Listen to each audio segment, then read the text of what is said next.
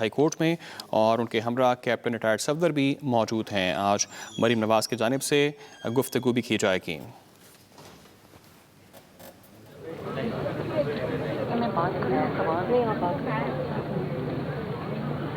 Thank you very much جی۔ میں اپنی جو کل میں نے پٹیشن اسلام آباد ہائی کورٹ میں جمع کرائی ہے، میں اس کی جو تفصیلات ہیں وہ قوم کے ساتھ شیئر کرنا چاہتی ہوں۔ میرا جو مجھ پر جو کیس بنایا گیا اور جس کے نتیجے میں مجھے سزا ہوئی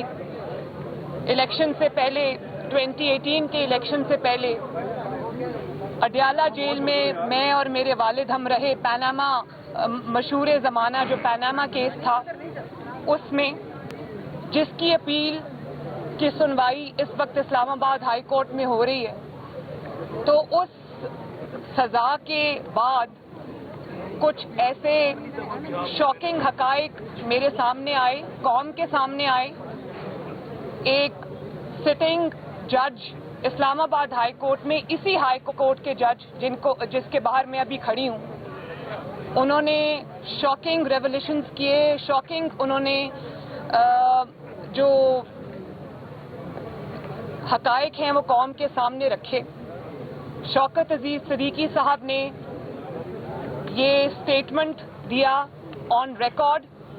باہر سے شاید وہ خطاب کر رہے تھے، ان کی ویڈیو ہے۔ اس کے بعد انہوں نے اپنا سپریم جوڈیشل کونسل میں دستخط کے ساتھ انہوں نے اپنا بیان حلفی جمع کرایا، اور وہ حقائق آج میں قوم کے سامنے اپنے کیس کے تناظر میں ایک دفعہ پھر رکھنا چاہتی ہوں، اور وہ یہ ہیں کہ انہوں نے کہا کہ اس وقت کے ڈی جی سی جنرل فیض حمید صاحب، اب میری بات کو بیپ نہیں کرنا،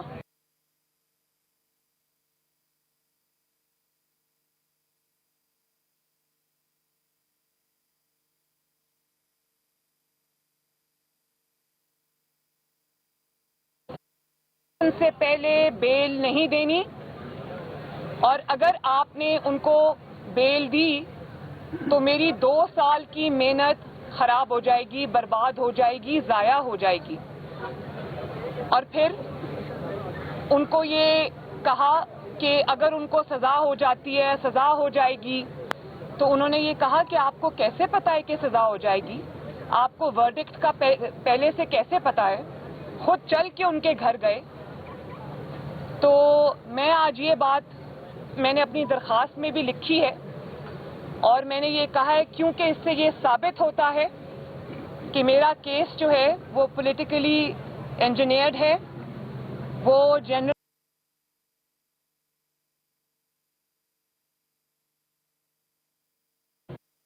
کیس میں سزا دلوائی جج بشیر کے کورٹ کے تھرو، اور پھر اس کے بعد یہاں تک نہیں، انہوں نے اس بات کو انشور کیا کہ کوئی ایسا بینچ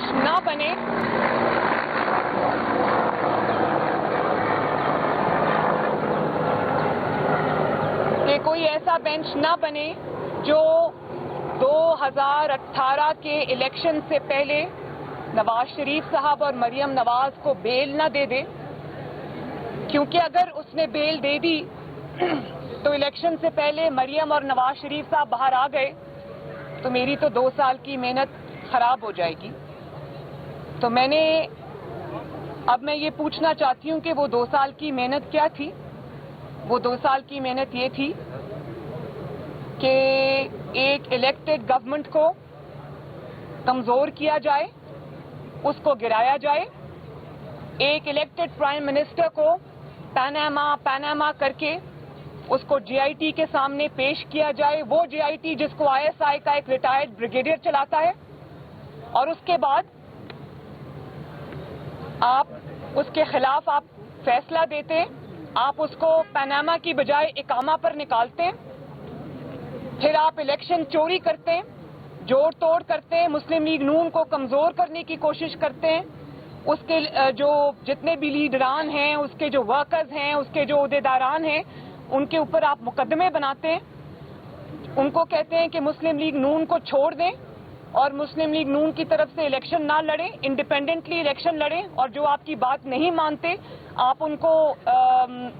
سزا دیتے ہیں, سزا کے طور پہ آپ ان کو یا تو ہروا دیتے ہیں یا ان کے اوپر آپ مقدمے بنواتے ہیں, اور اس کے بعد آپ یہ کوشش کرتے ہیں کہ ان کو بیل نہ ملے. تو میرا تو یہ جو مقدمہ ہے یہ جنرل فیض صاحب کا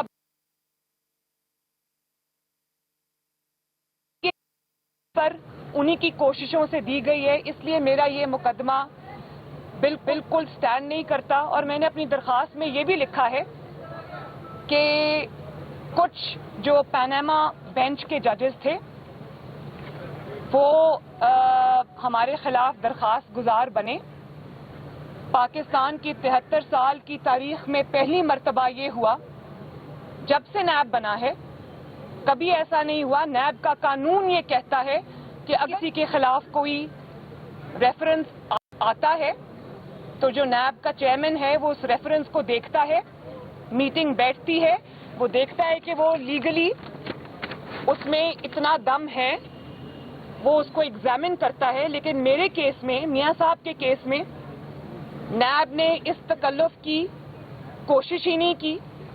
انہوں نے اس ایکسرسائز سے گزرنا مناسب ہی نہیں سمجھا, کیونکہ آرڈرز تھے اوپر سے, تو انہوں نے بغیر دیکھے انہوں نے یہ چیز جو ہے وہ ریفرنسز انہوں نے درج کر لیے. پھر ہم پر مانیٹرنگ جج بھی بیٹھ گیا, ڈے ٹو ڈے ہماری ہیئرنگ ہوئی اور اس کے نتیجے میں ہمیں یہ سزا ہوئی. تو 2 سال کی محنت تو پوری قوم کے سامنے آ گئی. میں کل آج میڈیا کی رپورٹس بھی پڑھ رہی تھی, کچھ اخبارات کی رپورٹس پڑھ رہی تھی, تو میں یہ سمجھتی ہوں کہ میڈیا کی مجبوری ہے, میڈیا کے اوپر بہت پریشر ہے, آپ میری باتوں کو نہیں چلا سکتے. لیکن کچھ لوگوں نے یہ لکھا کہ مریم نے شاید کسی ادارے کے اوپر حملہ کیا ہے, مریم نے کسی ادارے کے وقار پر حملہ کیا ہے. تو میں یہ بات آج واضح کر دینا چاہتی ہوں کہ میں سمجھتی ہوں کہ پاکستان کے جو آرمڈ فورسز ہیں, پاکستان کی جو ایجنسیز ہیں, وہ کسی بھی کنٹروورسی سے, کسی بھی شک و شبہ سے بالا تر ہونی چاہیے, اور کسی ایک فرد کی حرکات کو جو اس کے ذاتی مقاصد کے لیے ہوتی ہیں ادارے کا نام نہیں دینا چاہیے. ادارہ ملک کا ادارہ ہے, ادارہ پاکستان کا ادارہ ہے, وہ کسی فرد واحد کا ادارہ نہیں ہے. اور جب فرد واحد ادارے کے پیچھے چھپنے کی کوشش کرتا ہے تو میں یہ سمجھتی ہوں کہ اس کے پاس اپنی جو ایکسیسز ہیں ان کا جواب نہیں ہے. تو میں یہ پوچھنا چاہتی ہوں سوال کہ جب ایک فرد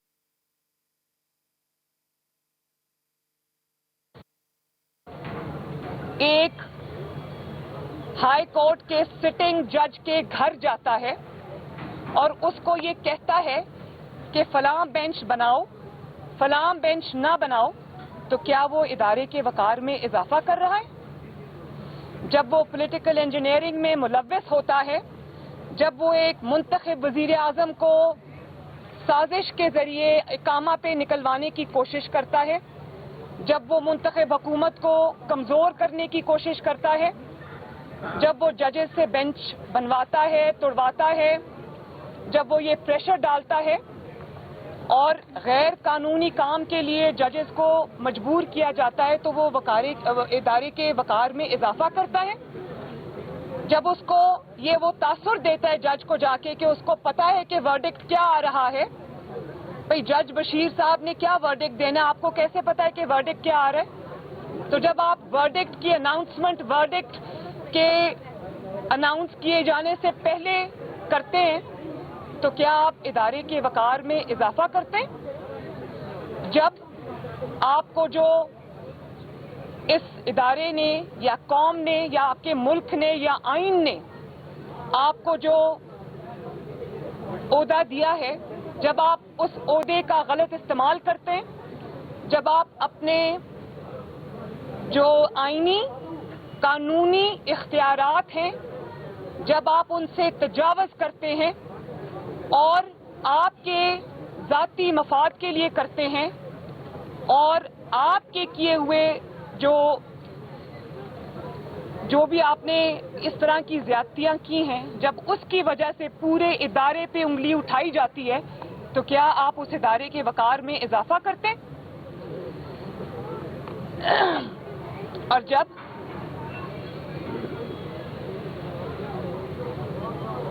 ترقی کرتے ہوئے پاکستان کو آپ جو ہے وہ اپنے ذاتی مفاد کی خاطر اندھیروں میں دھکیل دیتے ہیں اس 2 سال کی محنت کے نتیجے میں، تو کیا اپنے ادارے کے وقار میں آپ اضافہ کرتے ہیں؟ افواج پاکستان جو ہیں وہ ملک کی طاقت ہے، ہماری طاقت ہے، قوم کی طاقت ہے، لیکن اس طاقت کو جب کوئی فرد واحد اپنی ذات کے لیے استعمال کرتا ہے، اپنے ذاتی مفاد کے لیے استعمال کرتا ہے، تو وہ ادارے کی کون سی خدمت کرتا ہے؟ میں امید کرتی ہوں، اور میں یہ بھی بتا دوں کہ یہ میری ذاتی پٹیشن نہیں ہے، میں ایک بہت چھوٹی سی انسان ہوں، یہ میری ذاتی پٹیشن نہیں ہے، یہ ذاتی اپلیکیشن نہیں ہے، نہ میری ذات کا مقدمہ ہے، یہ اس عدلیہ کا بھی مقدمہ ہے جس کو یہ اس قسم کے کردار جو ہیں سامنے رکھ کے ان کو داغدار کرتے ہیں، ان کو پریشر میں لے کے آتے ہیں، یہ ان کا بھی مقدمہ ہے۔ اور دیکھیں، ثاقب نثار صاحب ایک مثال ہیں، میں ان کا نام یہاں پر نہیں لینا چاہتی تھی، لیکن کیونکہ اب تاریخ میں یہ باتیں جا رہی ہیں تو یہ بات میں قوم کے سامنے رکھنا چاہتی ہوں کہ ثاقب نثار صاحب سے جو بھی فیصلے لیے گئے دباؤ میں، مجھے نہیں پتا تھا ان پر کیا دباؤ تھے اور کیا ان کی کمزوری تھی جو ان کے ہاتھ میں تھی، لیکن جس طرح سے انہوں نے عدلیہ کا جو وقار ہے، تقدس ہے، اس کو پامال کیا، نواز شریف صاحب کو انہوں نے ایک اس طرح کا ان کے ساتھ وہ کر لیا کہ اس سے ذاتی رنجش کی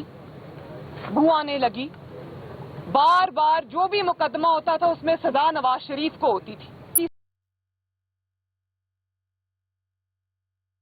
صدارت سے ہٹا جو عدلیہ کے اوپر وار ہوتے ہیں۔ تو آج آپ دیکھیں، اب پوری دنیا کے لیے آج عبرت کا نشان ہے، وہ آج پبلک پلیسز پہ نہیں جا سکتے، وہ آج کسی کی فوتگی میں، خوشی میں، غمی میں نہیں جا سکتے، کیونکہ ان کو پتہ ہے کہ لوگ ان سے سوال کریں گے۔ تو اس طرح جب عدلیہ کا چہرہ داغدار کیا جاتا ہے، اب آپ یہ دیکھیں جسٹس کھوسا صاحب، عظمت سعید صاحب، انہوں نے جو باتیں کی، گاڈ فادر کہا، انہوں نے سسیلین مافیا کہا، تو یہ ہمارے چہرے پہ داغ نہیں ہے، یہ داغ جو ہیں یہ ان کے اپنے کردار پہ لگے ہیں۔ تو یہ پیچھے کون تھا، میں نے آج قوم کے سامنے یہ بات واضح کر دی۔ تو یہ میڈیا کی بھی جنگ ہے، آپ نے کل میری پٹیشن نہیں چلائی، آپ نے پٹیشن میں سے جو ایسی باتیں تھیں جن کو آپ چلا سکتے تھے آپ نے چلا دی۔ میں آپ کو قصوروار نہیں کہتی، میں یہ سمجھتی ہوں کہ آپ کے اوپر بہت پریشرز ہیں، اور انہی پریشرز کی میں آج بات کر رہی ہوں۔ میں یہ چاہتی ہوں کہ یہ پریشرز ہمیشہ کے لیے نہ رہیں، تو یہ جنگ آپ کی بھی ہے، یہ جنگ عدلیہ کے وقار کی بحالی کی بھی ہے، اور یہ جنگ جو ہے یہ وہ جنگ ہے جس کے نتیجے میں اب عدلیہ جو ہے، میں اس کا بھی سمجھتی ہوں کہ یہ ان کا بھی امتحان ہے۔ اگر یہ عدلیہ چاہتی ہے کہ اسی طرح پریشرز میں یہ فیصلے ان سے لیے جاتے رہیں، میں ابھی سپریم کورٹ کے ججز کا حوالہ دوں گی، ان کی جو میٹنگ میں کورٹ کے رپورٹرز کے تھرو چیزیں باہر آئیں، انہوں نے خود اس پہ تشویش کا اظہار کیا ہے کہ یہ جو پرسیپشن ہے وہ جڑ پکڑ رہا ہے کہ ججز کے اوپر پریشرز ہیں اور ججز پریشرز میں فیصلہ کرتے ہیں۔ تو اس میں آئین اور ملک میں آئین اور قانون کی حکمرانی نہیں ہوتی، جس میں اس طرح کے پریشرز ایگزرٹ کیے جاتے ہیں، تو اس ملک کا پھر وہی حال ہوتا ہے جو 2 سال کی محنت کے نتیجے میں آج 4 سال بعد پاکستان کا حال ہے۔ تو 2 سال کی محنت سے پہلے کا ترقی کرتا ہوا پاکستان آپ دیکھ لیں، اور 2 سال کی محنت کے بعد آج کا پاکستان آپ دیکھ لیں، تو آپ کو بالکل ایسا لگے گا کہ پاکستان کسی جنگ سے گزر کے آیا ہے۔ ترقی کرتا ہوا پاکستان اب بالکل تنزلی کرتا ہوا پاکستان ہے، اور اسی 2 سال کی محنت کا نتیجہ ہے کہ پاکستان ملک کے اندر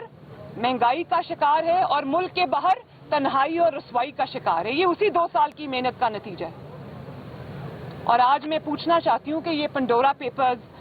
اور یہ جو باقی اتنے بڑے بڑے اسکینڈلز آ رہے ہیں، تو آج کہاں ہے جے آئی ٹی؟ آج کہاں ہے وہ درخواست گزار اس کو قوم ڈھونڈ رہی ہے. جو JIT جو پاناما سازش کیس کو لے کر گیا تھا, پاناما پیپرز کو لے کر گیا تھا عدالت میں, آج قوم اس درخواست گزار کو ڈھونڈ رہی ہے. اور آج قوم اس جسٹس کھوسا کو بھی ڈھونڈ رہی ہے جنہوں نے عمران خان صاحب کو کہا تھا کہ لائیں درخواست میرے پاس, ہم سنتے ہیں, کیونکہ درخواست کا فیصلہ تو پہلے ہی ہو چکا ہوا تھا. تو آج کہاں ہے وہ JIT جس کو ایک ریٹائرڈ بریگیڈیئر چلاتا تھا؟ میں آپ کے سامنے وٹنس ہوں.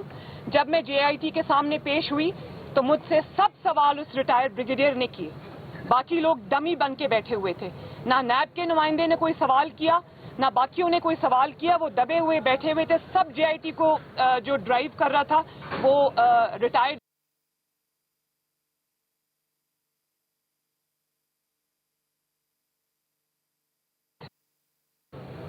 تو آج بتائیں مجھے, آج کہاں ہے وہ پاناما بینچ؟ آج کہاں ہے وہ نیب جس نے ڈے ٹو ڈے ہمارا کیس چلایا, نواز شریف صاحب کا کیس چلایا, کئی سینکڑوں پیشیاں ہم نے بھگتی؟ تو آج کہاں ہے وہ سب؟ آج وہ ماحول کیوں نظر نہیں آ رہا؟ جب آپ سے سوال ہوتا ہے تو آپ یہ کہتے ہیں کہ میں حساب نہیں دے سکتا کیونکہ اپنے جو دیے گئے تحفے ہیں ان کا حساب نہیں دے سکتا کیونکہ غیر ملکی سربراہ ناراض ہوتے ہیں. بھئی آپ غیر ملکی سربراہوں کو چھوڑ دیں, وہ ناراض ہوتے ہیں, کم از کم یہ تو بتا دیں کہ آپ نے کون سے تحفے لے کے جیب میں ڈالیں. اور آج جب آپ کے سامنے اتنے بڑے بڑے اسکینڈلز آئے ہیں تو آپ مجھے یہ بتائیں کہ وہ اسکینڈلز جو ہیں اس کے لیے آپ نے اپنے جو کون سا وہ ہے جس کو انہوں نے ٹاسک دیا اکاؤنٹیبلٹی کا, انسپیکشن کمیشن, جس انسپیکشن کمیشن کو آپ خود چلا رہے, وہ انسپیکشن کمیشن آپ کی ATMs کے بارے میں کیا تحقیقات کرے گا؟ تو آج وہ محنت ہمیں کہیں نظر نہیں آ رہی. اور جب عمران خان صاحب یہ کہتے تھے ہم سن کے کان پک گئے کہ نواز شریف امپائر کو ساتھ ملا کے کھیلتا ہے, میری اس درخواست کے ذریعے آج قوم پر واضح ہو گیا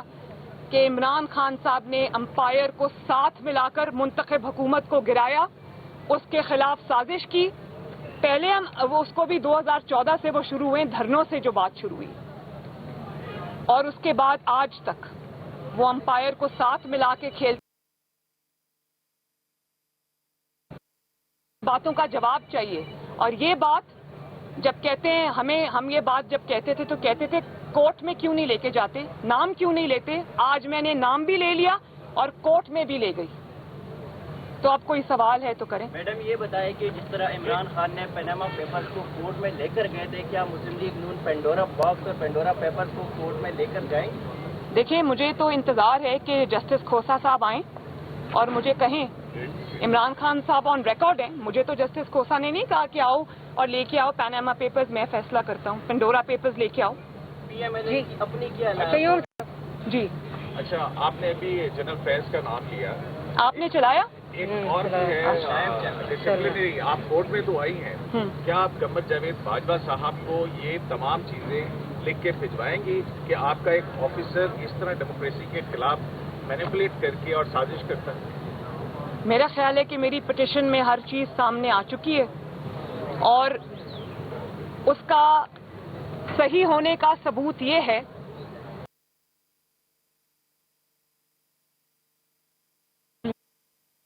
وہ DGC تھے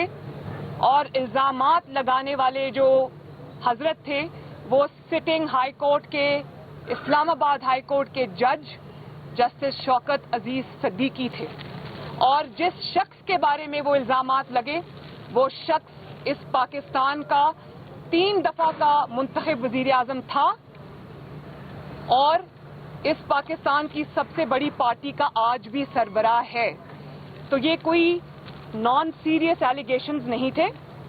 یہ کوئی ایسی بات نہیں تھی جس کو کارپیٹ کے نیچے سویپ کر دیا جاتا یا جس پہ آنکھیں بند کر دی جاتی. میں یہ سمجھتی ہوں کہ اگر ان الزامات میں سچائی نہ ہوتی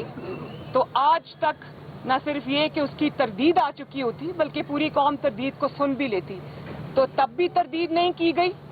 کیونکہ وہ بات سچ تھی. آج بھی 3 سال گزرنے کے باوجود اس کی تردید نہیں ہو سکی. تو کیونکہ ایلیگیشنز irrefutable ہیں, حقائق قوم کے سامنے ہیں, گواہیاں قوم کے سامنے ہیں, اور میں یہ بھی امید کرتی ہوں کہ اس عدالت سے جس کے آگے میں نے یہ پٹیشن رکھی ہے یا یہ اپلیکیشن رکھی ہے مجھے انصاف ملے گا. اور ہر انصاف جو ہے وہ کہتے ہیں کہ نہ صرف ہونا چاہیے بلکہ ہوتے ہوئے نظر بھی آنا چاہیے. قوم کو نظر آنا چاہیے کہ جسٹس شوکت عزیز صاحب کو بھی بلائیں, ان سے حلف لیں کہ جو انہوں نے بات کی ہے اس پہ وہ ان سے پوچھیں, ان سے بھی حلف لیں کہ وہ کہیں کہ میں اللہ تعالیٰ کو حاضر ناظر جان کے کہتا ہوں کہ میرے خلاف یہ الزامات جھوٹ ہیں. اور اگر جھوٹ ہوتے تو بہت پہلے تردید آ چکی ہوتی, کیونکہ یہ کوئی بچوں کا کھیل نہیں تھا. سٹنگ ڈی جی سی پر الزامات لگے تھے, اور اگر یہ پہلا آپ کا ریاکشن کیا ہوتا ہے, اگر آپ نے کوئی کرائم کمٹ نہیں کیا ہوتا تو آپ کا ریاکشن یہ ہوتا ہے کہ آپ کھڑے ہو کے یہ کہتے ہیں کہ یہ شخص جھوٹ بول رہا ہے, اور آپ چپ صرف تب کرتے ہیں جب آپ کے دل میں چور ہوتا ہے, جب آپ نے وہ کام کیا ہوتا ہے. تو 3 سال گزر گئے, کوئی بھی تردید نہیں آئی بالکل, بلکہ الٹا شوکت عزیز صدیقی صاحب کو سزا ہو گئی سچ بولنے پر. تو یہ میں ایکسپیکٹ کرتی ہوں کہ اس عدالت سے مجھے انصاف ملے گا, اور ڈی جی سی صاحب کو بھی یہاں اور جو اب دیں گے وہ اللہ تعالیٰ کو حاضر ناظر جان کے اپنی بات کریں گے. تو یہ جو انصاف ہے یہ قوم کو ہوتا ہوا نظر بھی آنا چاہیے. یہ بتائیے گا کا تو نام نئے آرمی چیف کے لیے بھی لیا جا رہا ہے, تو اس حوالے سے آپ کیا کہیں گے؟ دیکھیں یہ بہت قبل از وقت بات ہے. جو شخص اس قسم کی کارروائیوں میں ملوث رہا ہو اس کا احتساب ہونا چاہیے. اس کو بلکہ اتنے بڑی ان کی گلیئرنگ چیزیں شاید 73 سال کی تاریخ میں کبھی نہیں ملتی, تو اب تو ان کا احتساب ہونا چاہیے. یہ اس قسم کے شخص کو کوئی اور عہدہ دے دینا, اور وہ بھی اتنا امپورٹنٹ عہدہ دینا, یہ میں سمجھتی ہوں کہ یہ قوم کے منہ پہ تماچا ہے, آئین اور قانون کی حکومت کے منہ پہ تماچا ہے. آپ کریں میڈم, آپ نے بات آئی ایس آئی کے خلاف, میڈم آپ کی جماعت کے بارے میں یہ تاثر دیا جاتا ہے کہ آپ ان کی اسٹیبلشمنٹ ہیں, شہباز شریف پرو اسٹیبلشمنٹ. آپ مجھ سے میری بات کریں, شکریہ, میں اپنی بات کر رہی ہوں نا. جماعت کا پورا یہ شہباز شریف صاحب کون اعتماد کے اوپر ہیں, آپ کے ساتھ سٹینڈ کر رہے ہیں اس اپلیکیشن کے اوپر, پٹیشن کے اوپر, کیونکہ میڈم آپ مجھ سے تھینک یو, یہ جماعت کی بات نہیں ہے, یہ میری پٹیشن کی بات ہے جو میری ذات اور نواز شریف صاحب سے ریلیٹڈ ہے. اور نواز شریف صاحب اور میں سمجھتے ہیں کہ یہ بات بالکل سچ ہے, اور یہ ہماری اپنا جنگ ہے, ہماری اپنا کیس ہے, ہم لڑ رہے ہیں نا, جماعت کو بیچ میں نہ لائیں. آپ نے شوکت صدیقی صاحب کے بیان کو بنایا ہے اپنی اپلیکیشن میں, یہ صرف آپ کے پاس یہ بیان ہی ہے یا کچھ ویڈیوز بھی ہیں, جیسے اسحاق ڈار صاحب دریا کے پار بیٹھ کے کہہ رہے ہیں کہ میرے پاس ایسی ویڈیوز ہیں جو دھماکے دار ہیں, اور آج آپ نے جو بیان کیا, آپ نے آج سے کچھ عرصے پہلے کہا تھا کہ آریہ پار کی سیلیبریشن پہ میں جا رہی ہوں, کیا آریہ پار آج ہو گیا یا کوئی اس کے بعد بھی کوئی ٹریلر آنا ہے, یا یہ صرف ٹریلر ہے کوئی ابھی؟ دیکھیں شوکت عزیز صدیقی صاحب کی گواہی کوئی چھوٹی گواہی نہیں ہے, کوئی ایسے شخص کی گواہی نہیں جس کو دنیا جانتی نہیں تھی, اور یہ گواہی انہوں نے تب دی تھی جب وہ سٹنگ ہائی کورٹ کے جج تھے, سٹنگ جج نے دی تھی, کسی عام انسان نے نہیں دی. اور اس کے بعد اس کو کورابریٹ کرتے ہیں وہ سارے انسوئنگ ایونٹس, جس میں جو ارشد ملک صاحب مرحوم جو ہیں ان کا ویڈیو پہ بالکل ایک ایسا بیان ہے جو ہر چیز کو کلیئر کر دیتا ہے. تو اس کے علاوہ آپ کو اب اور کیا ثبوت چاہیے؟ باری باری کر آج کی پٹیشن پہ رہیں ہم, اگر اور کوئی پٹیشن سے اپلیکیشن سے متعلق سوال ہے تو بتائیے. اس سے ریلیٹڈ ایک کوشچن یہ بھی ہے کہ سرتاپا ویڈیو ہونے کے باوجود اور معاملہ سپریم پولیس کونسل میں ہونے کے باوجود چیئرمین نیب کا تسلسل رکھنا کتنا جیمانی دار ہے؟ دیکھیں یہ جو تسلسل کی بات ہوتی ہے نا, اسی شخص کو برقرار رکھ, اس کا مطلب ہے کہ پیچھے میلیفائڈی انٹینٹ ہے, اور یہ ڈیل ہوئی ہوتی ہے کہ تم میرے دشمنوں کو وکٹمائز کرنا, میں تمہیں ایکسٹینشن دیتا جاؤں گا. تو میں یہ سمجھتی ہوں کہ ان کو ایکسٹینشن دینا غیر قانونی ہے. شوکت عزیز صدیقی کی تو آپ ہٹا دیتے ہیں, قاضی فائز عیسیٰ کو آپ کٹہرے میں کھڑا کر دیتے ہیں, اور چیئرمین نیب کو آپ ایکسٹینشن دیتے ہیں. اس کا مطلب ہے کہ آپ کسی گناہ میں ملوث ہیں اور اس گناہ کے تسلسل کے لیے آپ یہ ایکسٹینشن چاہتے ہیں. تو یہ ایکسٹینشن نہ صرف یہ کہ غیر آئینی ہے بلکہ غیر قانونی ہے, اور میں یہ امید کرتی ہوں کہ اگر ایسا کچھ ہوا تو کسی بھی کورٹ آف لاء میں وہ سٹینڈ نہیں کرے گی بلکہ اسٹرائک ڈاؤن ہوگی, اور ہونی چاہیے. ویڈیوز بتا دیں کب कि अब ऐलान होना भाई उन्होंने जब कहा है तो उनसे पूछ लें। मैडम पिटीशन के मामले में पीडीएम और पीपल्स पार्टी के साथ क्या आप या थैंक यू वेरी मच जी, सवाल खत्म हो गए आपके, thank you so much. Maryam Nawaz Islamabad में मीडिया से गुफ्तगू कर रही थी। इस्लामाबाद हाई कोर्ट के बाहर आज वो गुफ्तगू कर रही थी। उन्होंने कहा कि पनामा केस की अपील की समाअत जारी है। पनामा केस के बायस मेरे और मेरे वालिद जेल में रहे हैं। उन्होंने ये भी कहा कि इलेक्शन को चोरी किया गया, नून लीग को कमज़ोर करने की कोशिश की गई। उन्होंने कहा कि झूठे मुकदमे बनाए गए। मुझे सज़ा मिलने के बाद अब हक़ाइक़ सामने आ चुके हैं। उनकी जानिब से मज़ीद कहा गया कि पनामा केस की अपील ताहाल जारी है।